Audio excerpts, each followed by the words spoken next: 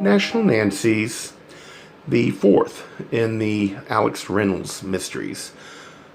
Author Fred Hunter, St. Martin's Press, New York, 2000. Narrator Eric Aust. For Glenn M. Hughes, Village Person. Chapter 1. I was not a political person. Despite the best efforts of some of my more militant friends, I managed to remain blissfully apolitical for the better part of my life. Of course, I'd always exercised my patriotic duty and voted, but I left the actual activism to Peter, my husband, figuring that one soapbox in the family was enough. But it's hard to remain politically neutral when you know as many dykes as we do. Our friends Sheila and Joe were the ones who approached us about volunteering for Charlie Clark, who was one of the Democratic candidates for the Senate seat that was being vacated by our retiring elder statesman. Clark's classically liberal views and his open support of gay rights had made him the favorite son of the community and galvanized their efforts on his behalf. It also solidified the gay-baiting radical right's opposition to him. Both sides viewed Clark's run for office as a call to arms. Sheila and Joe made it sound as if turning down the opportunity to serve Clark would be about the same as telling Christ you didn't want to be a disciple. "Do you have any idea how important it is to get involved?" Sheila had said passionately over dinner one night. "Do you have any idea how many setbacks queers have suffered over the past couple of years?" I inwardly rolled my eyes. In recent days, Sheila had become one of those people who use the word queer for political empowerment with an insistence that ends up making them sound like children who've just learned a dirty word. "The Republicans want to take away all of our constitutional rights, and the religious right thinks it's okay to kill us. We need people like Clark in office. There's important work to be done." Peter had flashed his beautiful green eyes at me in a way that said, "See, I've been telling you that for years." At least he didn't say it out loud.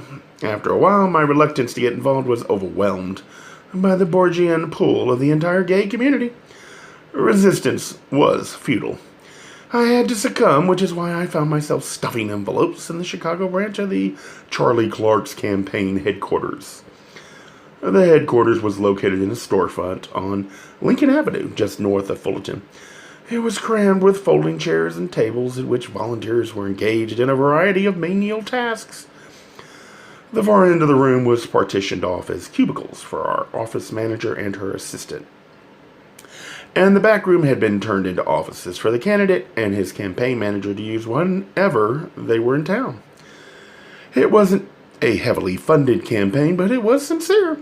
The belief that kept us going was that once Clark won the Democratic nomination in the primary, and we were given daily doses of blind assurance that he would, there would be an infusion of money into his campaign from the party, whether or not the party actually liked him. And many of them didn't. Clark had a reputation for being straightforward, which could make even some members of his own party quake in their boots. But personal feelings aside, they would throw their support to their most bitter enemy rather than relinquish the seat to a Republican. Peter volunteered when he could, but I was the one with the free time on my hands. As Sheila had so quaintly put it, she didn't know just how accurate she was since taking up our occasional work with the CIA. I'd let the business I'd built up as a freelance graphic artist dwindle down to one steady client, who I'd kept on more as a courtesy than anything else. But over the past year, our CIA assignments had also evaporated. I wasn't hurting for money yet. I had a decent, though not inexhaustible, savings, and Mother always told me that I didn't have to worry, because through shrewd investment she had laid the considerable inheritance my late father had left her into an even more considerable nest egg. And I could feel my genitals receding at the idea of being in my 30s and supported by my mother. At that point, I felt the stuffing envelopes was about all I was good for. "Here's some more," said Jody Lynn Hayden, as she hoisted an enormous box of flyers into the table where I was working. Our office manager had been born Jody Lynn and had hyphenated herself after falling in love and forming a permanent partnership with her familiar, Mary Hayden. I've been told that meeting Mary had softened Jody, an idea that I find horrifying, because I hadn't worked with Jody for an hour before I was thinking of her as the Rosa Klebe of local politics. Only Jody was bigger. She was a huge Teutonic woman with long blonde hair. She wore viciously twisted into two braids, then rolled up and pinned to each side of her head, like a pair of unglazed cinnamon buns. She might not have physically resembled Klebe, and I still believe that if she clicked her heels together, a blade would pop out of her shoe. "You don't look happy," she said, her lips forming a disapproving triangle. "I'm fine." She clucked her tongue. "You obviously don't understand how important it is that we get Charlie Clark elected."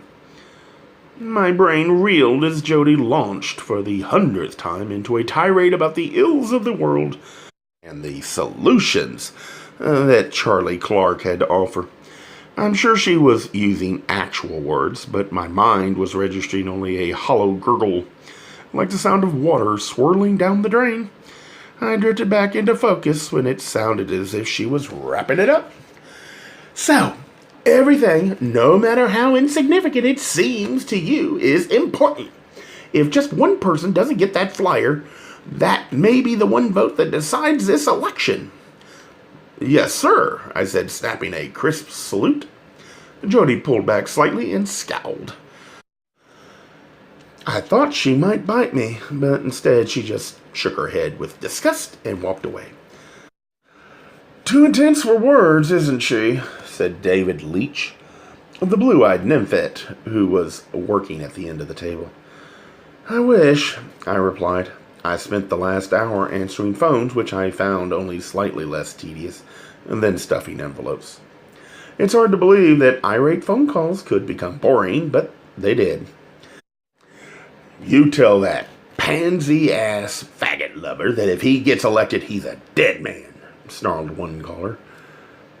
"I'll do that, sir," I said wearily. "And can I give him your name?" Click. "Can you tell me what is Mr. Clark's position on garbage cans?" asked another caller, this time an elderly woman. So far he has not positioned himself on garbage cans," I replied, casting aside the response sheet on which we were supposed to rely. "I'm sure the minute he gets into office, he'll be dealing with your garbage."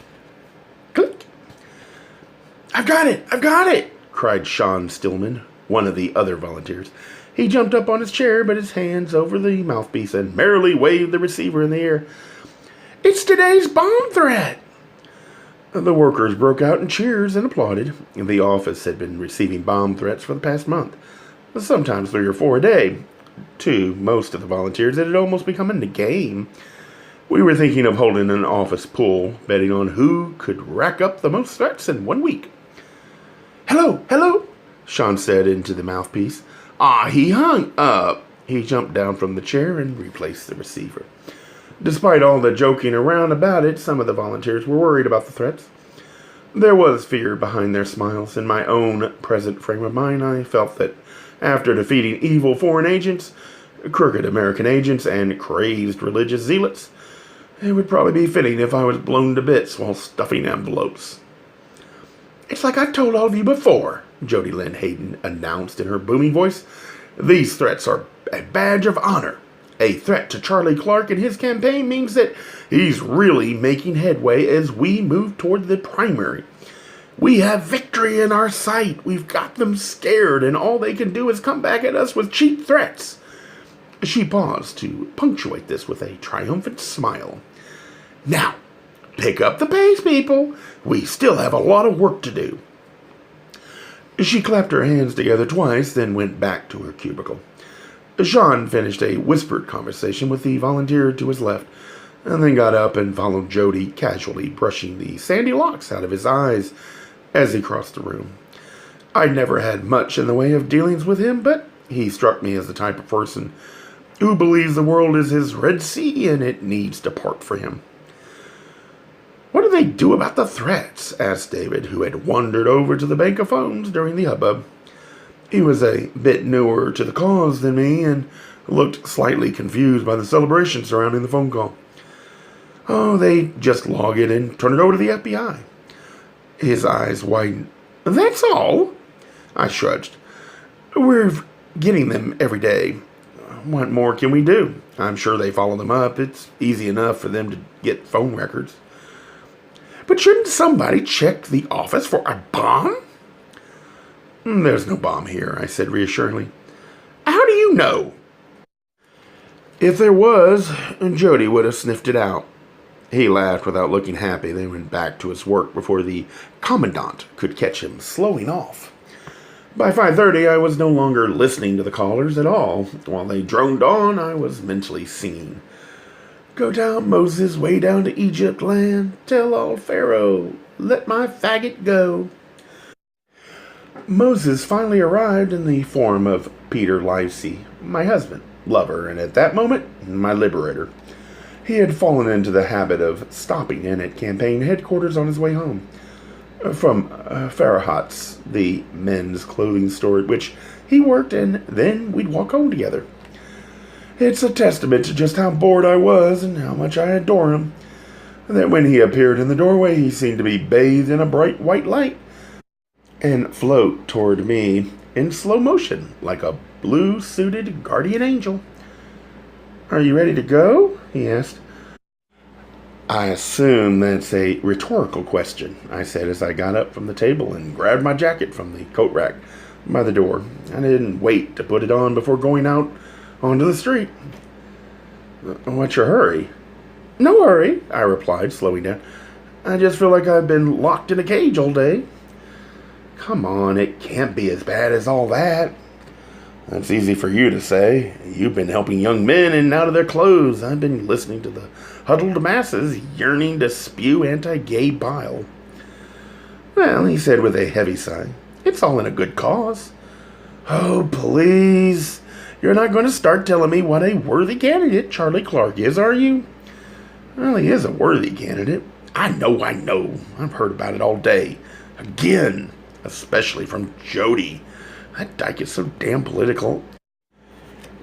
Every time she opens her mouth, I can feel my brain trickling out of my ear. Peter laid his hand gently on the small of my back. God, how I loved his touch. "Honey, every day you sound more unhappy with this volunteer gig. If it's making you so miserable, why don't you just stop it?" I produced my most dramatic, world-weary sigh. "Because getting Charlie Clark elected is really important to myself and to my community," he laughed. "You don't want people to know you actually believe that, do you?" "I do believe it," I replied with a smile. "That's the trouble." It was a nice walk down Fullerton to the townhouse we shared with my mother, or rather that she shared with us since she was the owner. When we got there, we found her sitting at the table for dinner. "There are my darlings," she said, sweeping over to us and giving us each a peck on the cheek. "How was your day?" "Not half as good as yours, it seems," I said. This was a bit effusive even for her. "Have you been in the cooking, Sherry?" "Not at all," she said as she breezed into the kitchen. Peter and I followed her. She was humming a tune as she stirred a pot of boiling potatoes. "Mother, the table's only set for 2. "I know. I won't be joining you. I've got a date." "You what?" The words popped out of my mouth before I was able to eliminate the tone of shock. "You needn't sound so surprised," she said, shooting a comic squint at me over her shoulder. "Rumor has it that I'm not deformed." "I didn't mean that. I just didn't know you were seeing anyone." "I wasn't. I went downtown to shop today, and I ran into him at Marshall Field's." "At Field's?" said Peter. "Are you sure he's straight?" "Don't be daft, darling," she replied. "I was in ladies' accessories, or whatever they call it nowadays, and there he was, completely up a tree, trying to choose a scarf to take home to his mother." "How sweet," I intoned. "Yes, Simon. That's his name, Simon. Is from England. He was born in the North Country, but he spent most of his life in London. He's been doing some sort of business. I helped him pick out a scarf. A nice deep blue one with a muted paisley print. It's really, really lovely, and he was so grateful for the help. He asked me out to dinner. She turned back to the stove and resumed stirring the potatoes.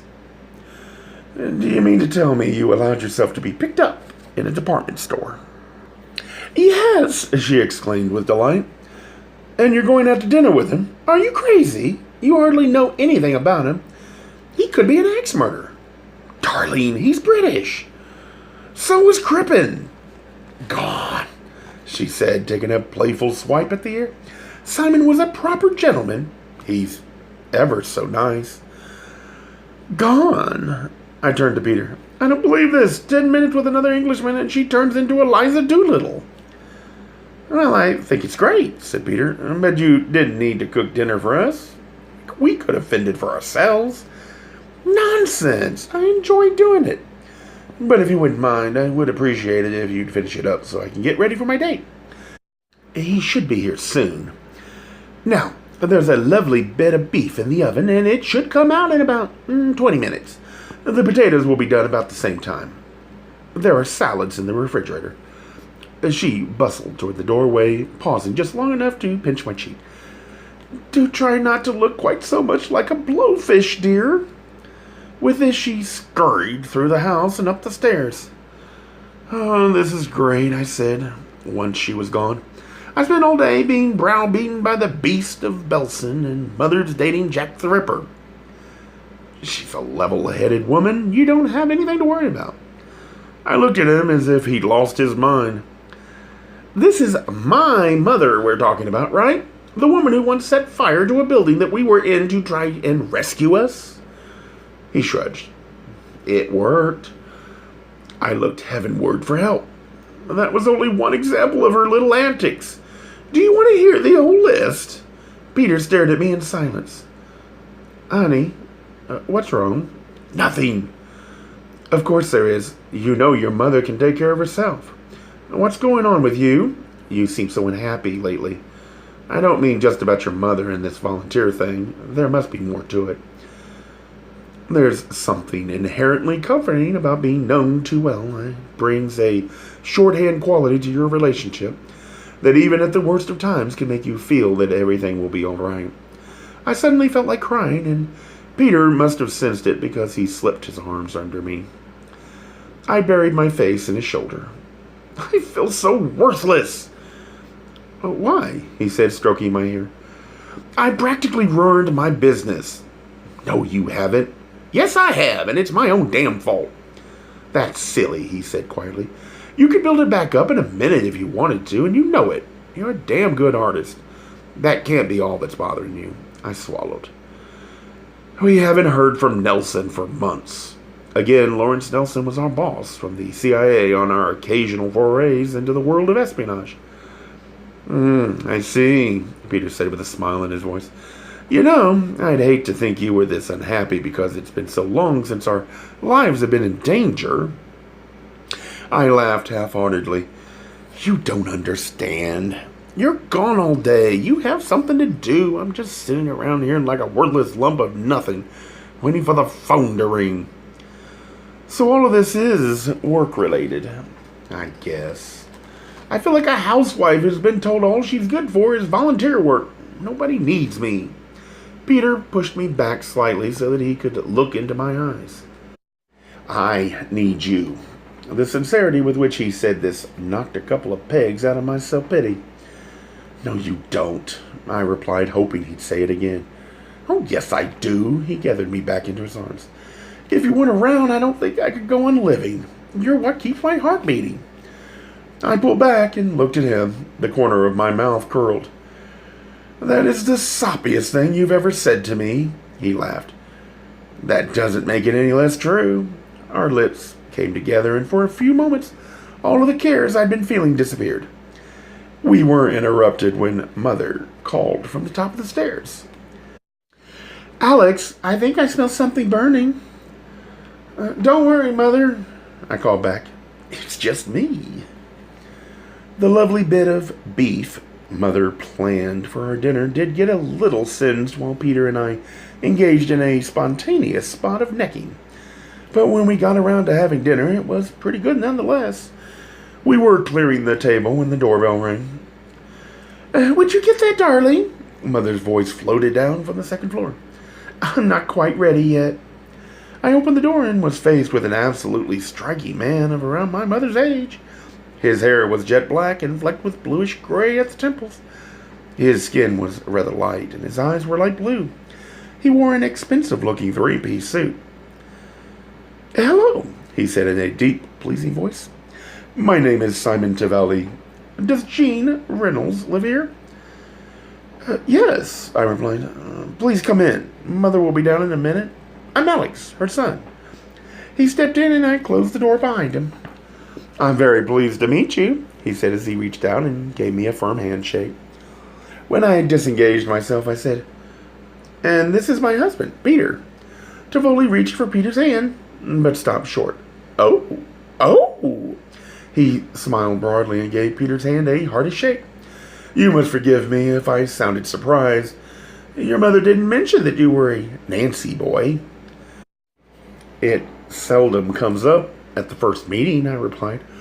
Oh, I'm sorry. He looked properly abashed. I really put my foot in it. My dad used to say Nancy boy, but he did it quite nicely. I've never thought much about it. It is a term you fellows find offensive. Only when it's preceded by kill the fucking, said Peter, without a hint of sarcasm. Tivoli said, You're really very gracious. This is my first visit to the States, and ever since I arrived, I felt rather like I'm tripping over myself. Do you know what I mean? Yes, I said.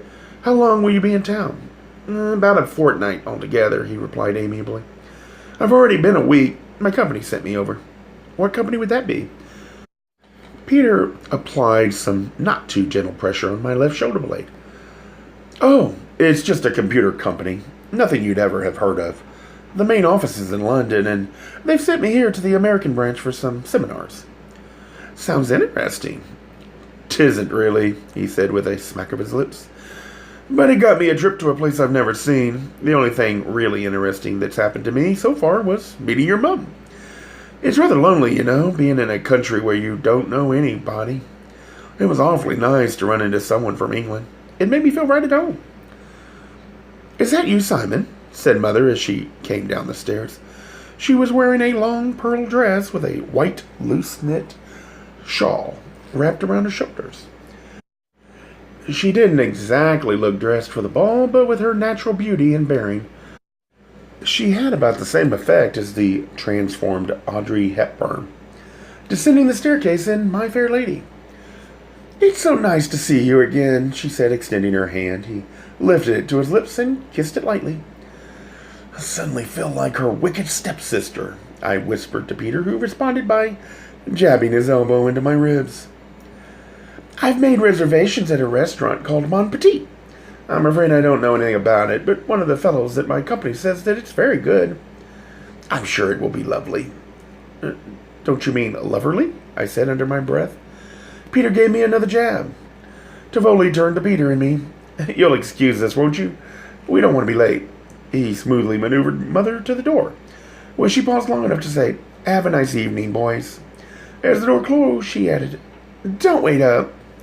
After a lengthy silence, Peter said, Well, he seems nice enough. Yes, he does, I replied. I hate him. I didn't purposely wait up for Mother. I was kept awake by the sausage-curled, pasty-faced image of Bette Davis standing beside the bed, staring down at me with a bright red smile painted on her face and saying, But you're a failure, Blanchard. Although he was asleep, Peter seemed dimly aware of my wakefulness. He rolled over on his side and stretched a comforting arm across my chest. Tears forming in my eyes, he had told me that he needed me, which did make me feel better, even though I'd already known it. But at the same time, it added a little pressure. There's nothing like being deeply in love for making you want to succeed in life. Not just for yourself, but for your spouse. It wasn't so much that I wanted Peter to be proud of me. He already was. It was that I wanted his pride to be justified. It seemed like I'd been lying awake in the dark for several years before I finally heard the sound of the front door opening and closing. I glanced at the clock on our bedside table. It was 1:57. There was a jaunty quality in Mother's step as she came up the stairs, and she was humming when she passed our door, so she'd had a good time. I knew if I contemplated how much of a good time, I'd never get to sleep. I decided to dwell instead on the fact that she'd arrived home safe and sound, and cast aside my questions of why a simple dinner at a French restaurant had taken over 6 hours. A Gay Mysteries audiobooks. I think it is easy to hate a label, but a face humanizes the word. So this effort is twofold: to offer comfort to those like myself that your world didn't end because you don't fit into the view of acceptable society on both sides, and in hopes of helping those with family that are LGBTQ, that it doesn't mean we are aliens from the child they once knew. Reassure them so they can maybe be supportive at the same time, being true to their values.